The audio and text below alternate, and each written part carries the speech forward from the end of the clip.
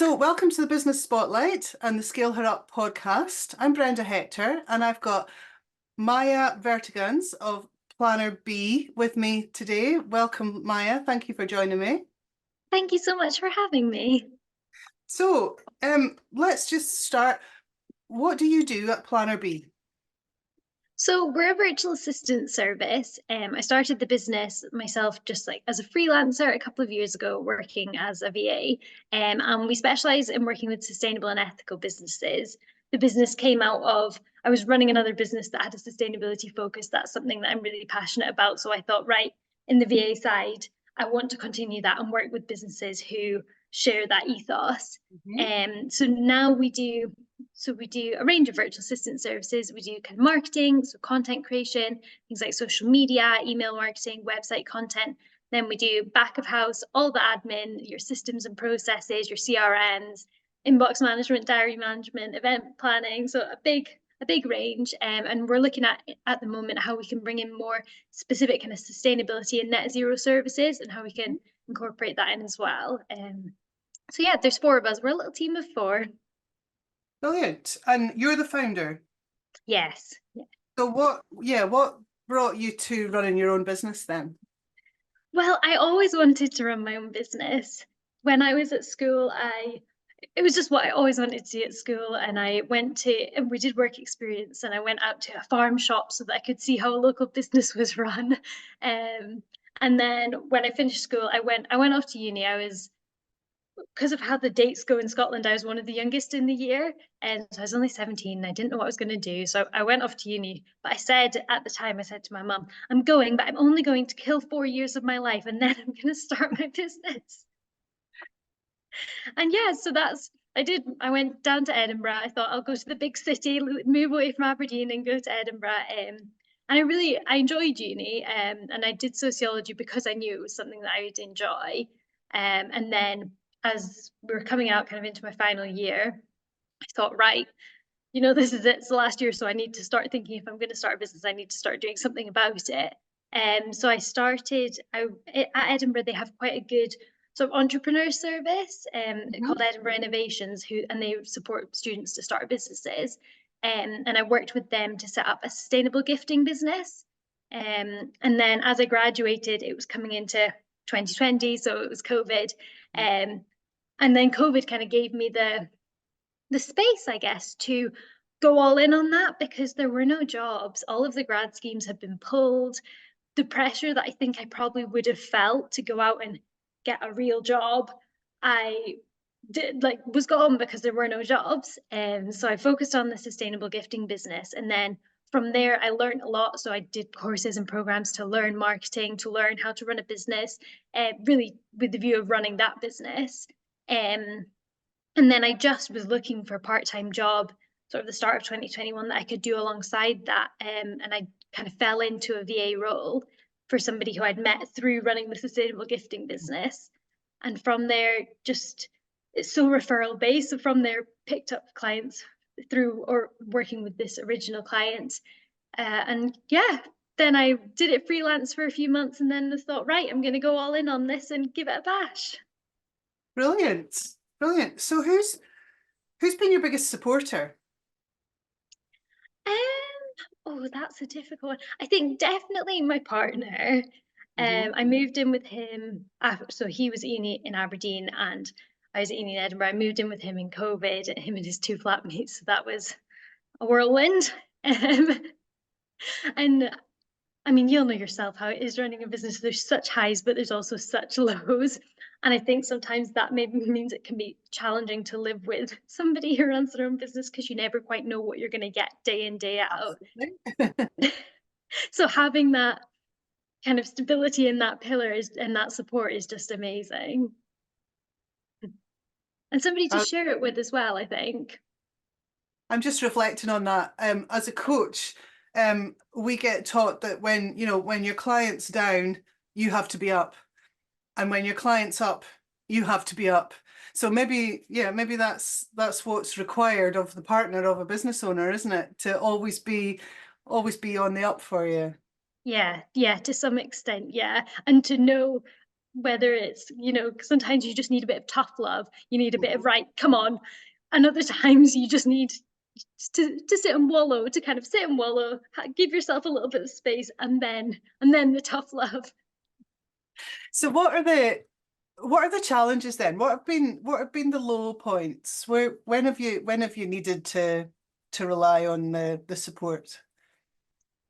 I think it when you're in your own business, it becomes your everything. And it Mhm. definitely is. I get a lot of fulfillment from it, but it means that in those times when you have a knockback or something, you know, doesn't go quite how you planned, or a curveball comes, and then it can hit you. But I think also because I get so much fulfillment from the business, and the business is me to a large extent, then it can like make me doubt myself, and kind of have that impact on me. And I'm kind of like, oh, I don't know what I'm doing. I don't know, like, because I'm so close to the business, I take it very, very Yes. personally.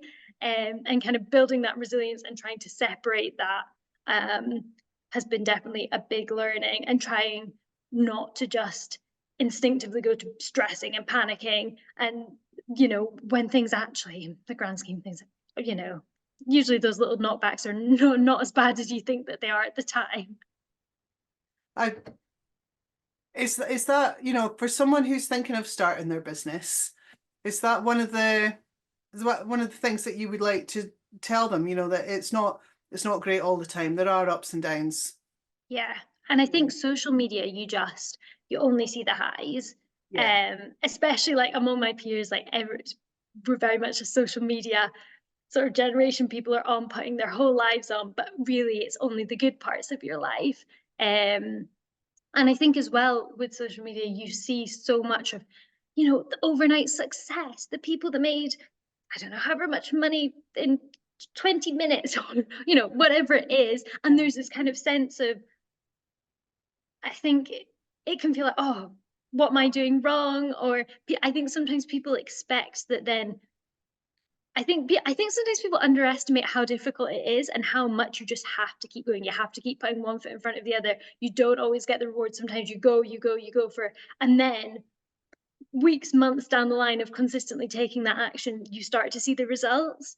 And I think that's something that's not glamorous. It's not glamorous to sell that. People don't sell that as a what it's like running your own business, but Yeah. really that is a lot of what it's like. It's about trusting yourself, and trusting that you do know what you're doing, and that if you keep going you will get there. I don't think there's any such thing as a overnight success. Yeah. Yeah. 5 years, No. 10 years, maybe. Yeah. Yeah, definitely. Yeah, but I think people see it and they think, oh, I've been doing this for a month and I haven't seen any results, or, you know, whatever it is. And because they're seeing that online, it's like almost two completely different narratives. Mhm. Yeah. Yeah, absolutely. I like that message. Stick with a consistent action and it'll take longer than you think.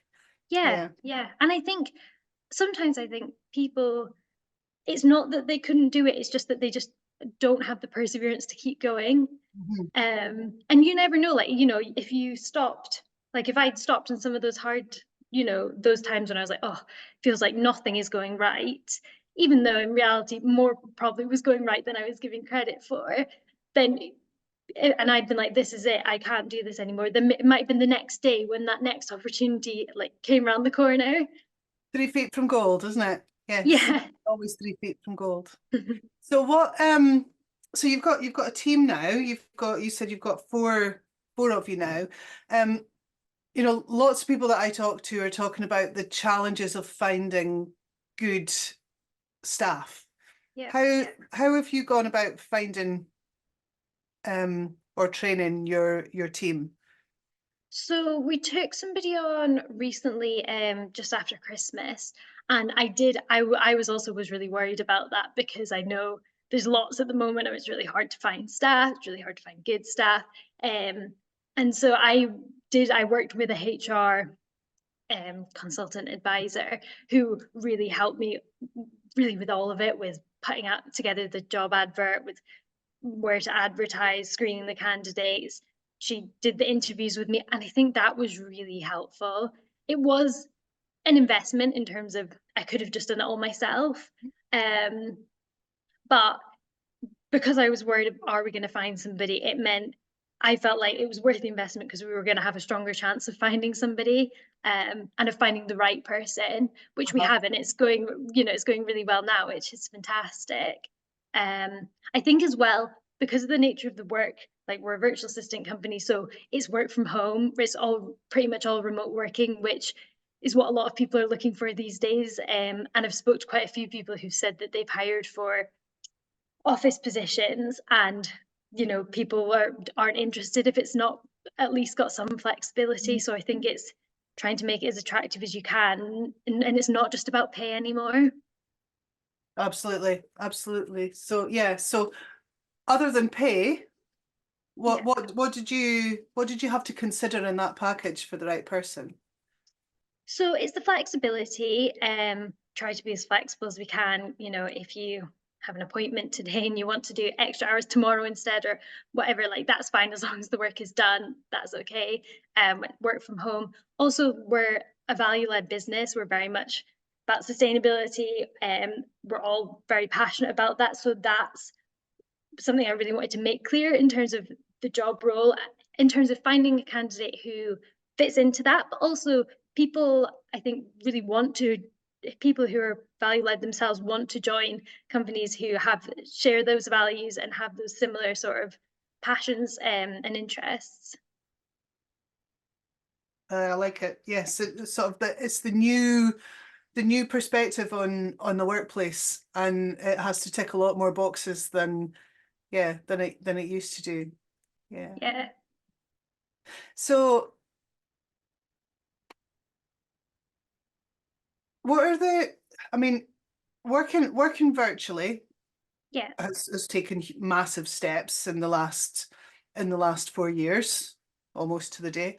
But what is it difficult to manage a team remotely? Is it difficult to manage your clients remotely?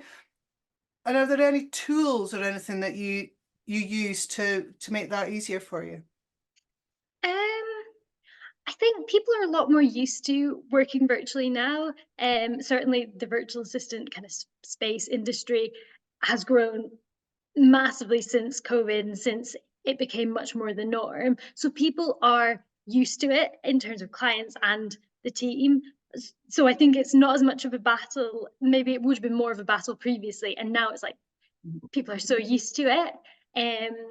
In terms of the team, we kind of have a set Monday morning. We always have a call, and once a month we're all Aberdeen City or Shire based. So once a month we try to meet in person, and go for a coffee and do more of the brainstorming and the ideas and working through things, and doing that together, because that's nice, and that's nice for having that sense of team as well.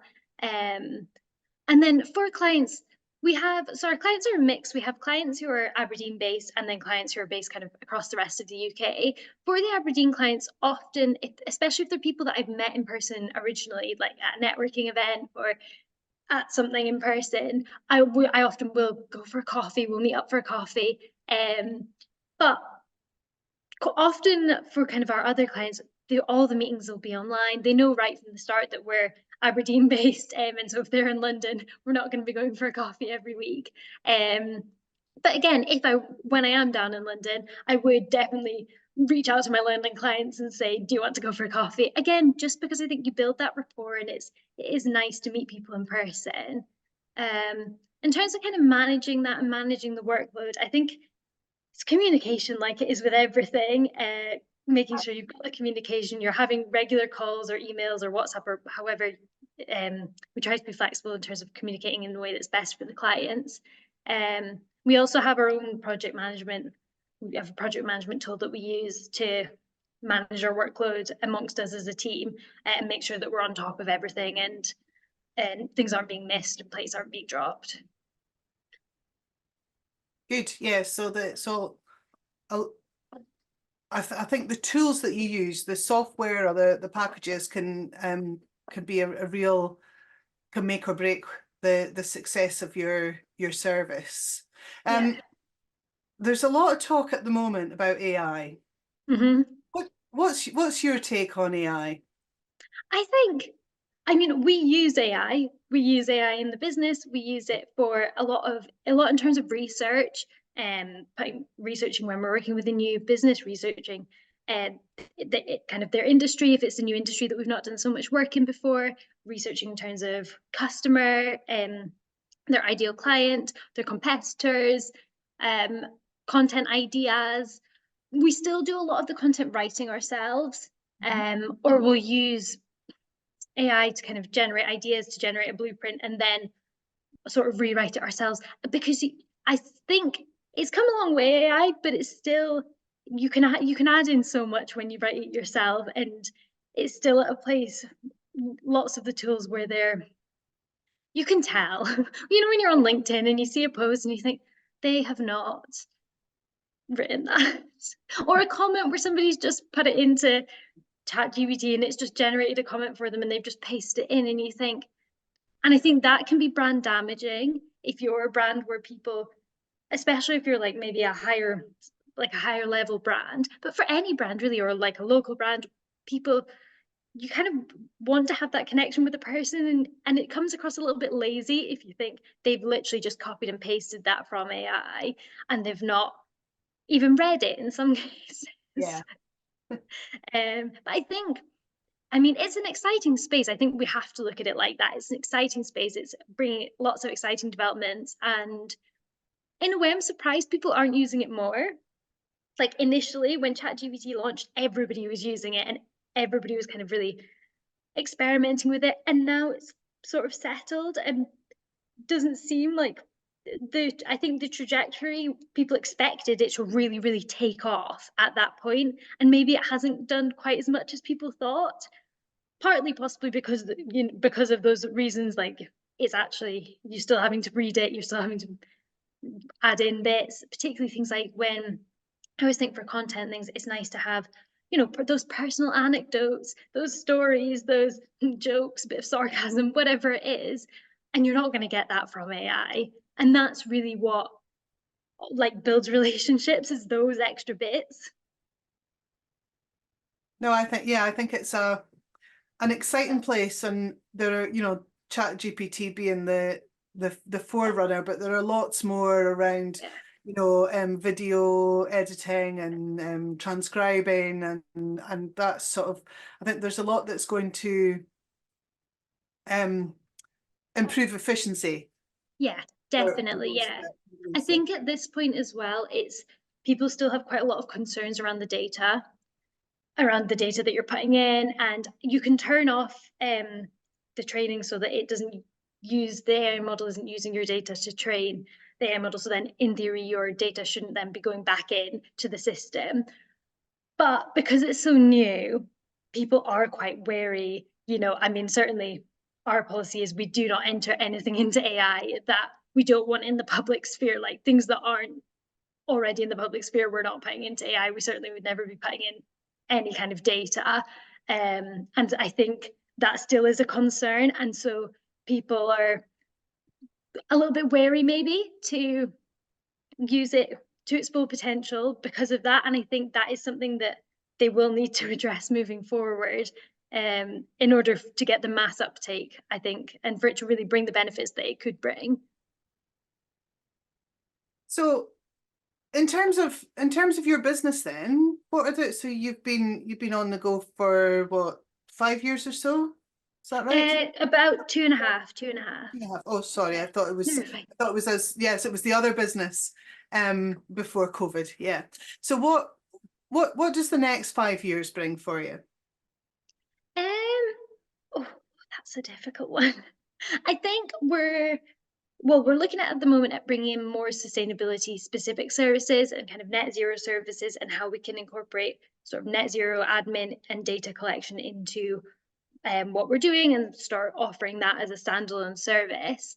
We're looking, at the moment, we're still in a period of growth, which is really exciting. There's the virtual assistant space is growing, and there's the market is growing, and definitely the sustainability space is growing. So I do think there's a huge opportunity there, and we're keen to kind of pursue that and see where that takes us. Yeah.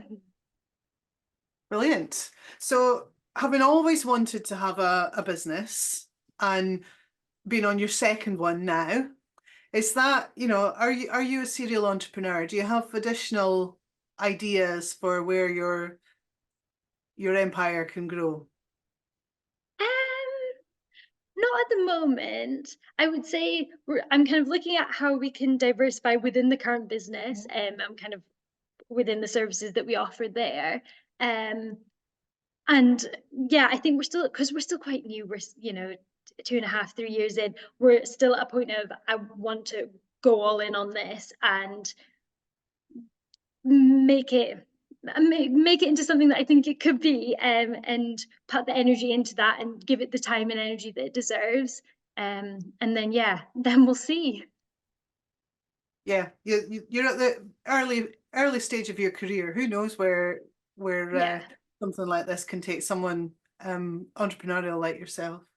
Oh, thank you. Yeah, and I mean, especially with AI as well, like it's so difficult to know what the world will look like in Yeah, 5 years. absolutely, absolutely. So, as you know, the Skill Her Up podcast was created because not enough women are starting and scaling their business. Yeah. So it's about showcasing women like you, so that others can see that that's a path to take. What do you think we need to do to increase the number of women that are starting and growing their businesses? Yeah. Well, so personally, I do quite a lot in terms of going into schools. So I try and go into schools, and I've done quite a bit with my old high school in Stonehaven, and gone in and done kind of sessions and talks there, and just being that having that representation of a young woman who has built a business. When I was at school, I always said to teachers, oh, I'm going to have my own business, that's what I want to do. But you didn't see it. Nobody ever came in who was a woman who'd started her own business. The only person I think I knew was Deborah Meaden on Dragon's Den. And she, even back then when I was at school, she was very established. She was not any, I couldn't really relate to her. Yeah. um so I think it's about, yeah, having those role models, and that's something I'm very keen to continue doing, is giving my time and going into schools and encouraging girls to start their own businesses and having the confidence to do that. And then I think at a higher level, like there's big problems in terms of funding, and the funding not being allocated equally, and that women-led businesses the proportion of women-led businesses that receive funding is just so low. And I mean, that's something I don't know. I don't know what the answer to that is. Something at legislative level or at a higher level. But I think that should be more of a priority than it is, because if we're only investing a tiny proportion in women-led businesses, only a tiny, all the rest are at a disadvantage. Yeah, I think a lot of the financial institutions are